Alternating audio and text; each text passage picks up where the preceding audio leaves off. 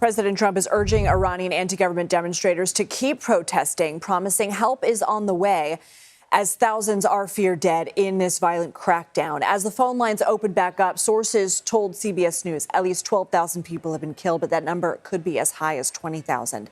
And the country is reportedly set to carry out its first execution of a protester as early as tomorrow. Meantime, some people in Iran are now able to call people outside the country, but there is an ongoing internet blackout, making it difficult to verify information from the inside. For more on this, Iulia Joja joins us now. She is a senior fellow at the Middle East Institute and an adjunct professor at Georgetown University. Thank you for being here. What are you hearing from people you have talked to about this, and how much worse could this get? Thanks for having me. It's really impossible to assess at the moment. The numbers that you're mentioning and that other media is mentioning is based on activist groups, based on NGOs, and so unverified. And so, as you've suggested, we have seen numbers from the hundreds to the thousands, even 10,000. What we know at this moment is that these protests are some of the biggest we've seen in recent years. But that we shouldn't be rushing towards conclusions, because this would be one of many, many times when pundits and experts have predicted the end of the regime in Tehran, and that has so far not been the case. The protests are very violent. We know from reports that there's even shootings in hospitals and beyond.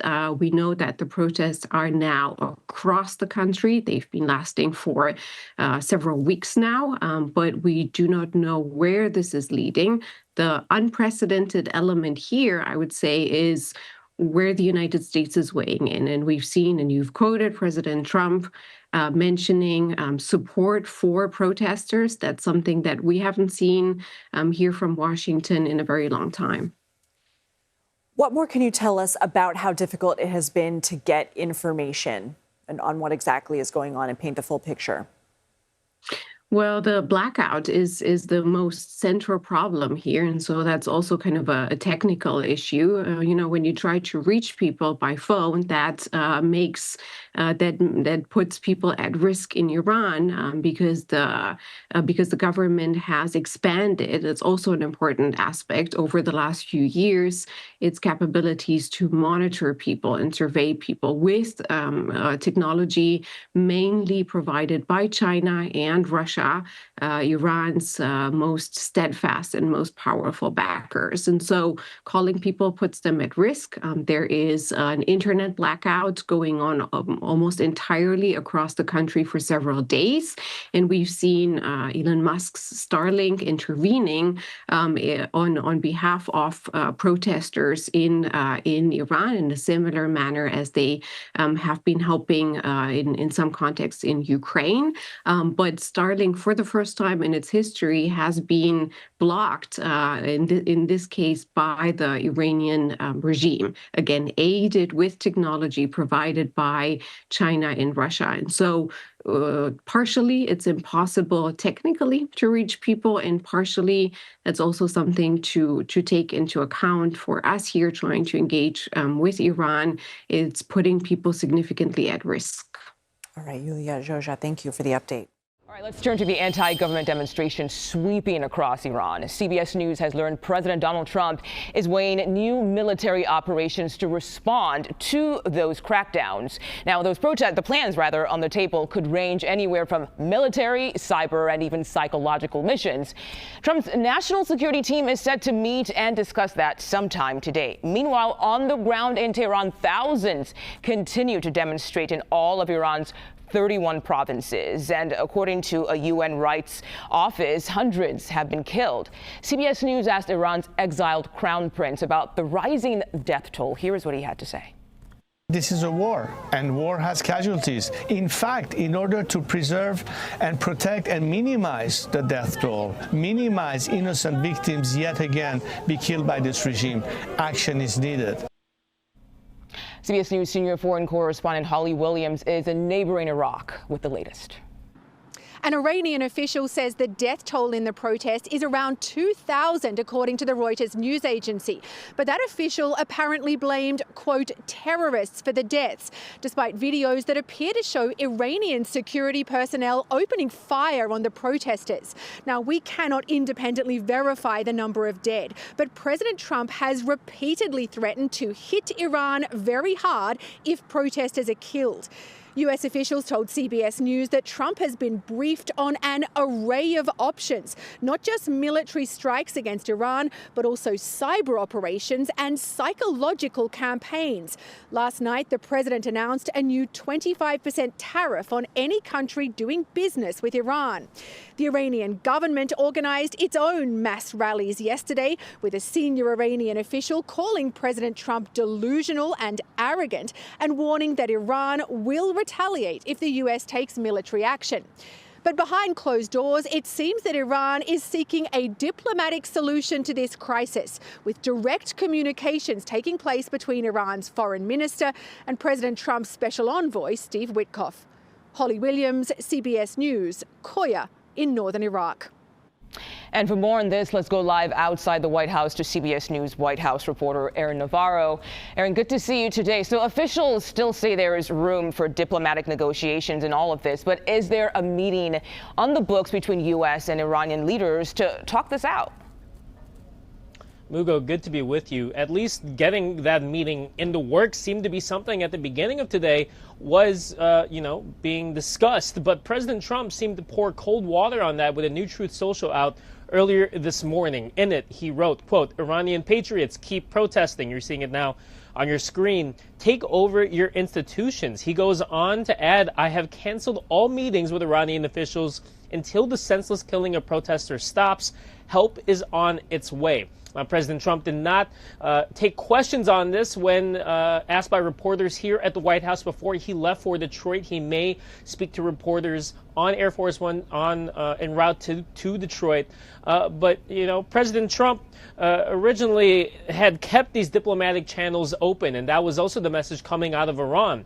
We know that Iran's foreign minister and U.S. Special Envoy Steve Witkoff talked this past weekend and were supposedly and reportedly in talks to negotiate scheduling a meeting. But President Trump seemed to pour cold water on that after more images and videos from Iran came out.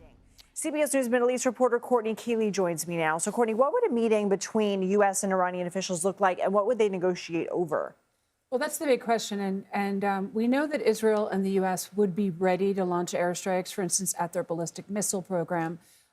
There have been discussions before the 12-day war with President Trump's team, Steve Witkoff, and the Iranian foreign minister. The Iranian foreign minister would probably lead those talks, and he's the one that says that he would want to do it, whether we see it in a place like Paris, a place like Oman. Those were the neutral places where they were negotiating over the nuclear deal before those airstrikes in June of last year. Iran's exiled crown prince, Reza Pahlavi, spoke with our Nora O'Donnell. I want to play you some of our interview. Iranians are resilient despite what the regime is trying to do. However, the most obvious question is, are we alone in this fight, or will this time the world respond to this brutality and come to their help? So what would it take to end this and have a regime change in Iran? Huge question. It really depends on the infrastructure and how strong the regime is. Now, I'm hearing reports from experts that Khamenei, the supreme leader, is isolated. He's old. He's 86. He doesn't come out to Friday prayers very often. And we saw him last week, and he looks pretty frail. But who's left in the Iranian Revolutionary Guard and the army? Because Israel took out the top leaders of both. They infiltrated the country with Mossad, and they trained up Iranian operatives. Are they still there? Could they affect change of going after Ali Larijani, who is still large and in charge? They have kind of a key team of leaders there. But we don't know how strong the Iranian Revolutionary Guard are after the 12-day war. That's the big X factor.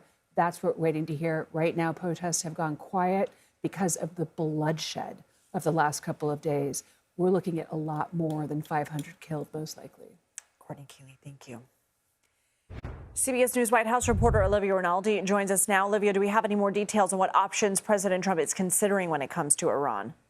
Well, Lindsay, it's good to be with you. Our James Laporta has new reporting on this, that in addition to potential military strikes that Courtney just laid out, which could include ballistic missiles going into Iran, the president was also briefed on potential covert operations. Those could include cyber operations and psychological campaigns that could be waged inside Iran in some of their infrastructure that could potentially help sway what people on the ground are feeling and how they're thinking about this regime. Now, we know that no final decision has been made, but we are told that U.S. Special Envoy Steve Witkoff was approached by the Iranian foreign minister for a conversation, a diplomatic conversation, to perhaps halt any potential action that this administration could take. We know that President Trump has been briefed on potential matters, but has not made a decision quite yet on what to take. But he is ratcheting up the heat. We should know on Truth Social just a few minutes ago, he posted this saying that any country doing business with the Islamic Republic of Iran will pay a tariff of 25% on any and all business being done with the United States. He said this order is final and conclusive, and then his signature, "Thank you for your attention to this matter." Now, some of the biggest trading partners with Iran include China, Iraq, Turkey, the UAE, India, Pakistan, and Russia. Some of these countries are U.S. allies. I'm looking at India. Others, China, an adversary. But this is certainly going to turn the global attention to what's happening in Iran even more so than it is on there already, and potentially make some type of move as regards to the allies of Iran and what is going on the ground there. Our Weijia Jiang now joins me from the White House. Weijia, good to see you. What more can you tell us about what the president is being briefed on in terms of potential military action against Iran? So, Caitlin, two Defense Department officials tell CBS News just a short time ago that it's not just military options, that while those obviously still remain on the table, in fact, just today, White House Press Secretary Caroline Leavitt said that airstrikes were also a possibility. These officials tell CBS News that there are other opportunities as well to take action against Iran when it comes to cyber and psychological operations that could cause a huge impact there. So we don't know exactly what that means. Obviously, the details of these potential operations have not been revealed, but they are among the things that this administration is considering. The president certainly has made it very clear that he is not going to hesitate to take action against Iran if these protests continue to escalate and result in the deaths that we have seen over the past few days. And Weijia, as you know, he's also said that Iran has reached out for negotiations. Do we know any more about what those communications have been like so far? Well, today, the White House said that an official reached out to the president's top advisor and mediator when it comes to negotiations with foreign countries, including Israel, and that is Steve Witkoff. He is one of the president's most trusted advisors. And according to the White House, Witkoff has been in touch with Iranian officials, and that the tone is very different from what we have seen in the public, and that they are willing to talk at least about reaching some sort of negotiation. Weijia Jiang, so much news to cover at the White House. Thank you so much for being on top of all of it for us. We appreciate it. And among those encouraging the demonstrations across Iran is exiled Crown Prince Reza Pahlavi. He's been in exile since millions took to the streets in 1979 to force his widely hated father, Iran's Shah, from power. Now today, our Norah O'Donnell spoke with Pahlavi about the current unrest in his homeland and what he sees as his country's future. Is it responsible to be sending citizens in Iran to their deaths? Do you bear some responsibility? As I said, this is a war, and war has casualties. In fact, in order to preserve and protect and minimize the death toll, minimize innocent victims yet again be killed by this regime, action is needed. The regime is going to try and brutalize its citizenry as it has always done. But we are in a fight for liberation. I didn't ask the people to come to the streets to fight against the regime because I wanted so. They asked me to step in to help them and to be their voice on the outside world, to do everything that we can so we make this uprising successful this time. And I think we have some serious leaders that understand what is necessary, that understand the ask of the Iranian people, and are responding to that. And here with me now is Samuel Katz. He's written more than 20 books on the Middle East and is widely recognized as an expert of the region. Thank you so much for being here. It's really stunning to look at those pictures and video. And I'm curious what you make of, first of all, these protests, the death count that seems to be rising. And I'm also curious how this compares to other protests that we've seen come out of Iran in previous years. Well, the Iranian regime has never been as weak as it is now, 2 years after October 7th, when its proxy armies have suffered humiliating defeat after defeat, and the Iranian government was defeated in a 12-day war against Israel. All of the hyperbole, all of the saber-rattling that the Islamic regime has done over the last 47 years has proven futile. The economy is in shambles, and the people are fed up. The Ayatollah is talking about a renewed war against Israel, and people can't afford to buy groceries for their families. So this is a popular uprising, and it's an uprising that has placed the regime on its back feet, and they feel threatened like never before. The question is, what are the governments in the region and around the world, primarily the United States, going to do to assist the protesters and once and for all see that there's regime change in Tehran? And Samuel, on that note, as we were just reporting, the president has been briefed on military options there. I'm curious if you think that potential pressure from President Trump could have an impact on how Iran treats their own people. Well, obviously, the tweets and the statements by the president have given the Iranian people hope that this time, as opposed to previous demonstrations and uprisings against the government, that they have a friend in Washington who will stand by their words and support their quest for freedom. The question is, what kind of action would the president take? Is it kinetic? Is it covert? Or what risks are there by a sudden regime change and violence that will impact U.S. national security? And on that note, I mean, what do you make of the president thinking, or at least being presented with options for military action? What kind of impact could that have? Well, the president has always proven to be risk averse. And after the conflict in June, when Israel took out Iran's nuclear sites along with the United States, the country's military is at its weakest point. So this has given the president a wide array of options. I don't think that the U.S. or any other government will go after economic targets. This is obviously an economic uprising of people not wanting their government to invest in holy wars across the region and around the world.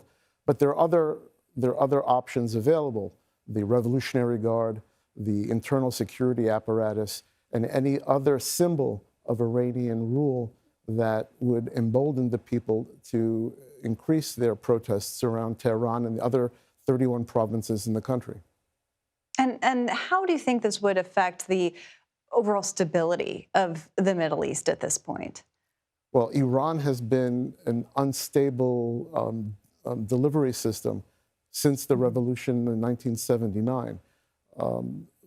The entire global security apparatus is waiting for regime change in Tehran.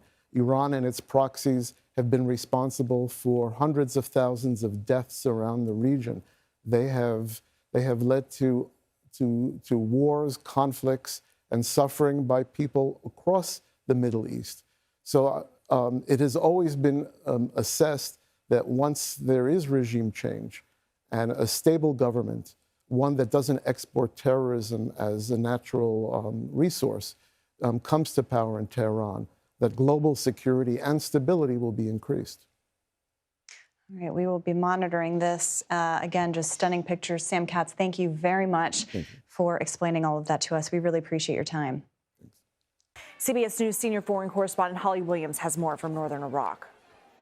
The problem for us covering what's happening inside Iran is that, like most other international journalists, we can't get into Iran at the moment to report from the ground. On top of that, Iran's internet was cut off late on Thursday, apparently an attempt by the authorities to prevent protesters from organising and also stop them posting videos online for the outside world to see. Now, despite that, some videos are still being posted online. It seems that some Iranians are using Starlink for internet access. And those videos really tell a story. They show mass protests. They show Iranians calling for an end to the regime, an end to the Islamic Republic. Some of those videos appear to show Iranian security forces opening fire at protests, and some appear to show a large number of body bags. That is apparently protesters that have been killed. One of the human rights monitoring groups that's observing the crisis in Iran says that around 500 protesters have been killed so far. Now, we cannot independently verify that number, but it's crucial because President Trump has repeatedly threatened to hit Iran hard if protesters are killed. Though, of course, we don't know exactly where his red line is, and we also don't know what impact any US intervention would have. A US official told CBS News that President Trump has been briefed on options for military strikes in Iran. The Wall Street Journal is reporting that President Trump will be briefed on Tuesday by senior officials about possible steps, including not just military strikes, but using cyber weapons against Iran and imposing more sanctions against Iran. A senior Iranian official said that if the US takes military action, then Iran will retaliate. And he said that American shipping and the US military would be legitimate targets. Now, that is highly relevant where we are in Iraq, just across the border from Iran. Here in Iraq, there are US bases, as well as around 2,000 American troops. Holly Williams, CBS News, Erbil, Iraq. President Trump says he will discuss restoring internet in Iran with billionaire Elon Musk. Authorities in the country have blacked out access for the past 5 days. For more on this, I want to bring in former chief of operations for the CIA Counterterrorism Mission Center, Andrew Boyd. Thank you for being here. I'm talking about another crucial geopolitical event going on in our country just in the new year. You're on board of a company that is an internet intelligence platform. What can you tell us about the details involved in this blackout by the Iranian government? Thank you, Lindsay. Yeah, the leading internet intelligence platform company you're referring to is called Census, and what they're tracking normally, there's about 15 million internet domains online in Iran, and at any given moment, about 500,000 being used actively. Right now, there's only between 1,500 and 4,000 active domains being used, mostly associated with the Iranian government. So although it's not a 100% blackout for all practical purposes, it is a blackout, except for a handful of users in the protester community who are able to use Starlink. So I think it is an outstanding move that Starlink is being deployed to Iran so that information can get out. Because not only can CBS correspondents not get into Iran, information is not really getting out except in a trickle. And last night on Air Force One, President Trump had this to say about where things stand. Iran called to negotiate. Yesterday. The leaders of Iran called, they want to negotiate. I think they're tired of being beat up by the United States. A meeting is being set up, but we may have to act because of what's happening before the meeting. We may have to act before the meeting. What will the U.S. take into account when deciding whether to act? And if the U.S. does act, what does that look like and what impact could it have? I mean, in the region, it really depends on how the Iranians react to any military action from the United States, because it could result, if they attack U.S. forces in the region or they attack Israel, it could result in a repeat of the 12-day war in 2025. If strikes are limited to the units of the Iranian government that are attacking the protesters, perhaps they'd have the Iranian government would have a more muted reaction. But at the end of the day, the Supreme Leader's office is responsible for the crackdowns and the murder of the protesters, and that's Supreme Leader Ali Khamenei. And so all responsibilities lead back to him. And if military attacks happen against the Supreme Leader's office, all bets are off. But at the end of the day, without eliminating that clerical leadership element, I think the Iranian government will continue to gun down protesters as long as there's protests ongoing. All right, Andrew Boyd, thank you. For more On the situation inside Iran, I want to bring in CBS News Middle East reporter Courtney Kealy. Good to see you, my friend, as always. Happy New Year. Happy New Year. I think you and I have spoken about this in the past. What, to your eyes and to your experience, is different about what we're seeing today in Iran versus, for example, what we saw during the Green Revolution in 2009, or even back in 2016 or in 2022, where there have been periodic moments where the people have risen up against the regime only to be suppressed? Does this feel different to you this time? It's very different, and I'll tell you why. 2009 was about free and fair elections. The president that the people had voted for was not being put in. So they still had confidence in the electoral system. 2022 was women, life, freedom. And it was about, women actually got the hijab law relaxed, and a lot of women now walk around in places like Tehran without any head coverings. 2023, October 7th, changed the trajectory of everything because Hezbollah got decimated, Hamas got decimated, Assad left Syria, Iraq didn't get engaged. The Shia militias stayed in Iraq to themselves. Very few went over into Iran. You didn't have any sort of mobilization. Then we get to the 12-day war. And basically what happened was Mossad infiltrated Iran like Swiss cheese. Not only did they use their own Israeli people and had placed them in truckers and on the ground to shoot out at the ballistic missiles or take out the top nuclear scientists, or really just take out the whole top, all the regimists, all the people that have been in the Iran-Iraq war in the 80s, they're gone. They were taken out by Israeli forces, and then the U.S. kind of put the cherry on the top, which Trump would say or something. I'm not giving opinions, but they took out all the nuclear sites except for one that might be building centrifuges. So Iran still has about 2,000 to 3,000 ballistic missiles, and it has these protesters in the street, and they're fed up. It started with the economics coming out of the Grand Bazaar, which is like an index the way we look at Wall Street. That's how you do it. And then it's spread to all the provinces and all the different generations and all the different socioeconomic classes. So you have right now, Courtney, which is interesting, you've got several components that would indicate, and I read a very interesting piece in The Atlantic this weekend, that they posit that the revolution, the 1979 revolution, is in its twilight because you've got the economic conditions that have made people very, very angry. You've got the factions at the ruling level that are all disagreeing with each other. The question becomes, how soon, if at all, are the people who are repressing those protests decide that they no longer want to do that? That's really where you can see the balance of power shift. Because right now, they still have, the state is able to amass muscle to bring these protesters to heel, and you're seeing that they're killing some of them in the streets right now. But it will be interesting to see if any of those people, the Revolutionary Guard or those elites, decide to say enough is enough. So for me, it's all eyes on the Iranian Revolutionary Guard. These are mid-managers. They're not the top leaders. They're not the ones that call the shots anymore. Do they stay on? They haven't made the money. They don't have the graft. They're like floor managers of a factory with all the top managers that oversaw them gone. So what could press on that? What could press on those vulnerabilities is actually airstrikes. Now, Mossad is still inside Iran, and we don't know what they're planning.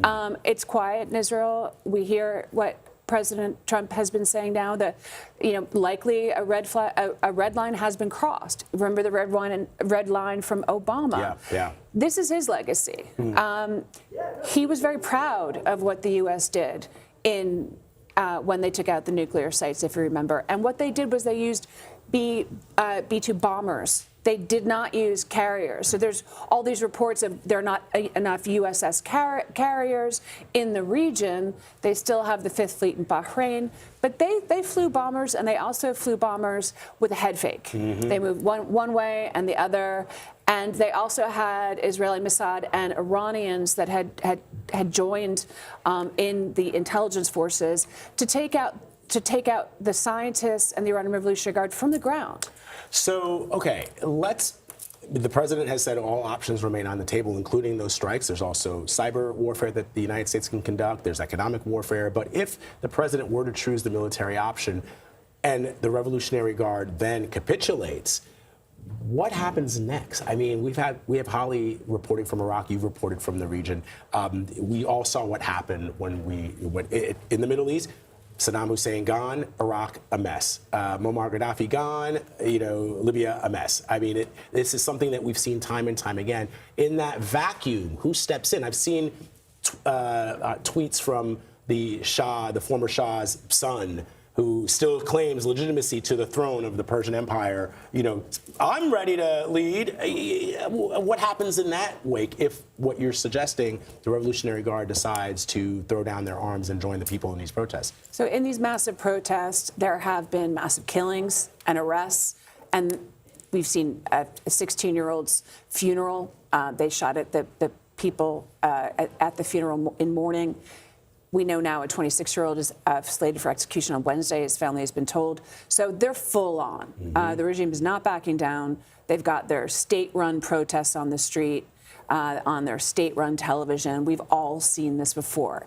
I was there for Gaddafi and Mubarak, and we watched the final end, the denouement of Assad, but how many years did it take? Yeah. So big X factor. We don't know. Reza Pahlavi, he's got about 30%, but he's not really bringing back the Shah. When they say long live the Shah and the Gen Z say that, they're trolling. They're trolling the regime. Interesting. Well, so yeah, the Egypt point is a well one because everybody thought that regime was going to collapse in the wake of the Tahrir Square stuff, and it didn't. It only got stronger, and they killed a lot of people, repressed a lot of people, and in the end, they're still there.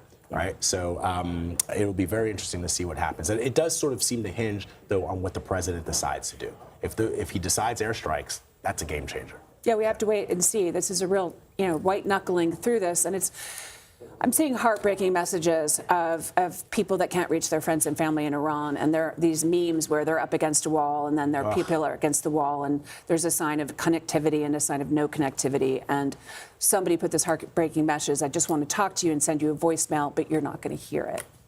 It is so sad and tragic to see and we're only getting these images because people are somehow reaching out, getting connected through Starlink, right, because the government has shut down everything, and it's absolutely heartbreaking. Courtney, always good to have you, my friend, to break this down for us. Thank you. Appreciate it.